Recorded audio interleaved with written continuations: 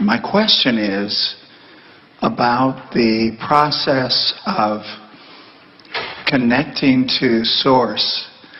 And what I seem to do is put little hurdles in my way in terms of I have to do this to get to Source. I have to think my way through to Source. I have to connect or understand it or somehow master it to get to Source. And I'm capable of just finding a nice, clear way to Source, but I don't sustain that. What I do is you've said the most important thing, because most everyone finds themselves either close to the vicinity of the vortex or in it every day for a moment. So the key is to be aware when you're having one of those moments and then milk it a little. And in doing so, you practice the vibration, and the more you practice the vibration, then the easier it is to sustain it.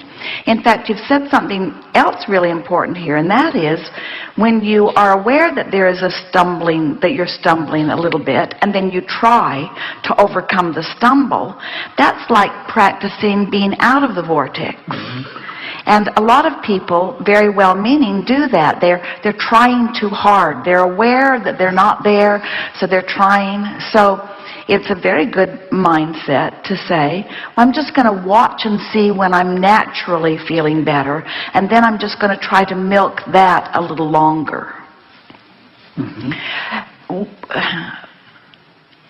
We encouraged Esther a few weeks ago, as she was basking her way to sleep, to find a word that represented a feeling and just hold that word.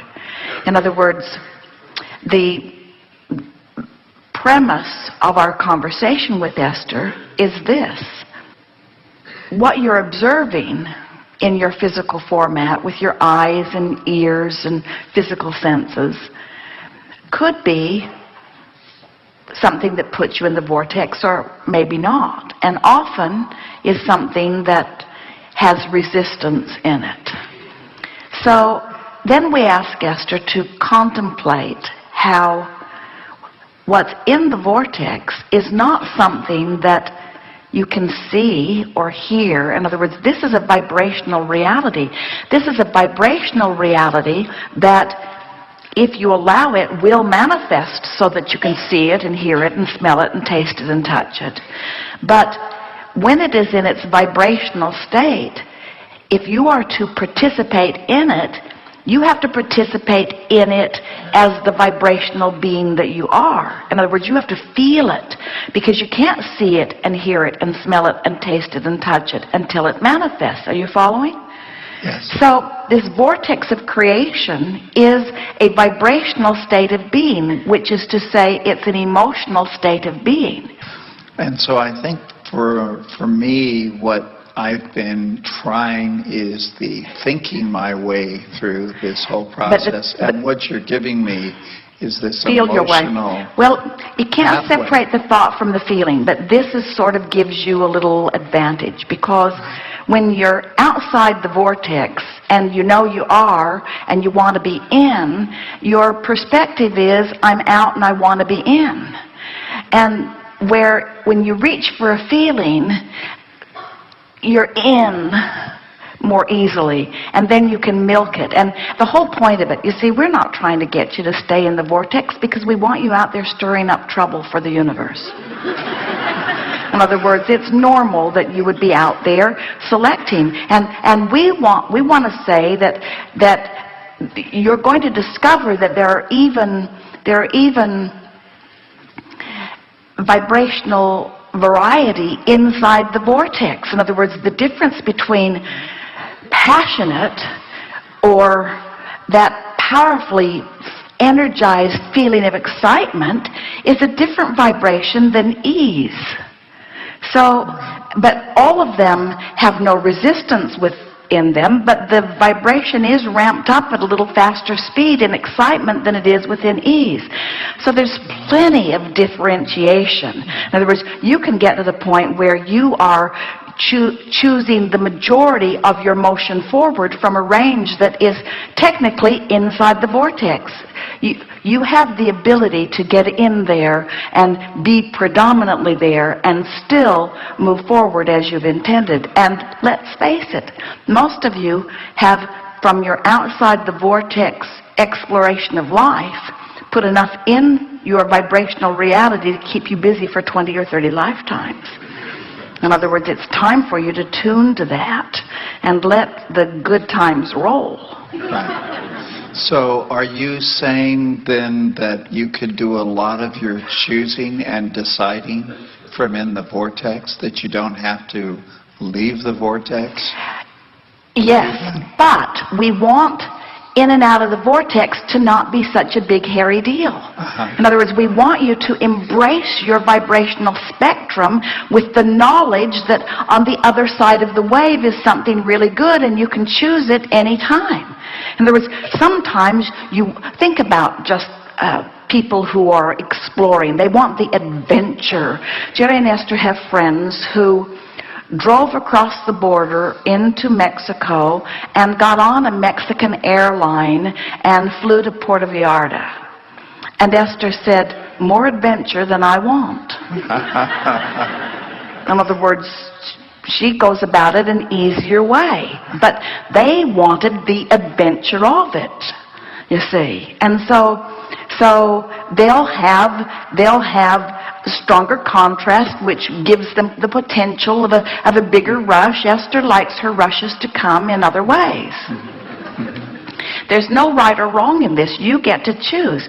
You get to choose how out of the vortex you are, which is the leverage that gives you a big bounce. You get to choose how long you hold yourself out of the vortex, which has the potential of giving you bigger and bigger and bigger bounces. You get to decide when you want to come into alignment. It's just like molding the clay. So we want you to get to the point that you have such knowledge and such capacity to guide your thoughts based upon the way they feel, that you really are molding the clay enough that you could then be like the source within you, who could view anything without losing your grip on your inside the vortex reality. In other words, when you reach the place, as in our former conversation with a friend, that you aren't suffering over the sufferings of others, you can really help them without withdrawing your attention from them, just with the knowledge of the capacity of love and alignment, good A word, alignment, that you have. And so it seems like the getting to the vortex through thought, which is my predominant modality, isn't as effective as following the thread of the feeling more than the thinking. Well, technically we cannot separate the two, because the way it really works is you focus a thought which generates a vibration which resonates in some way. There's a vibrational relationship between the way your source is thinking and feeling about this and the way you are thinking and feeling about it. And so everything that you feel is because there is a vibration going on that's giving you that feedback. And so technically you think and then you feel. But once you are thinking about feelings, it's a back door way in. In other words, to think about a feeling, to think about the feeling of ease.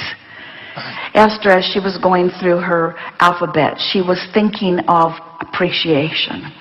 And right away, in the feeling of appreciation, she thought about the other day, she and Jerry were at their favorite restaurant. It's a little place, a little local place close to where they live in Del Mar.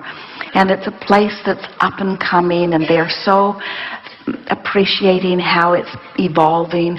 And they were sitting there just sort of appreciating and basking in the wonderful moment that they were having, and they were noticing a couple sitting at a new bar on a new bar stools, sort of snuggled in together in total comfort in their environment.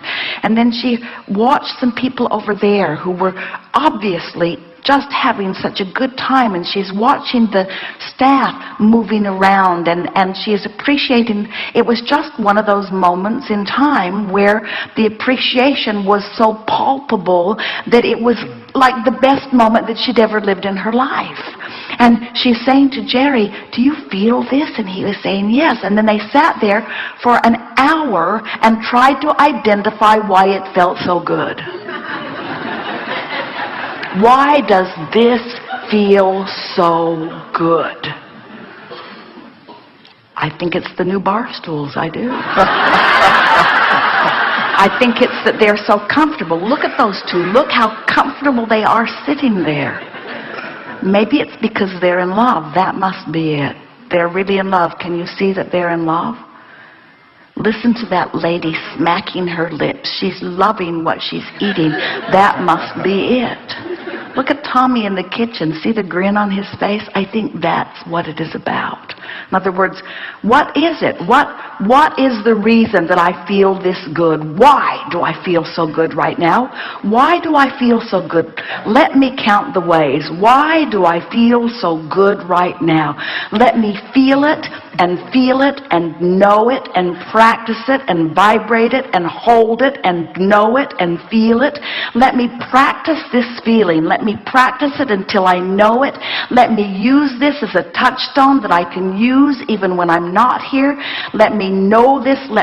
And you got to know the environment that they're focused upon benefits dramatically by that. In other words, it sends this vibrational advertisement from the rooftop of this place that says to anyone within 100 miles, if you want to feel good, you should get off the freeway here. If you want to feel good, you should get off the freeway here.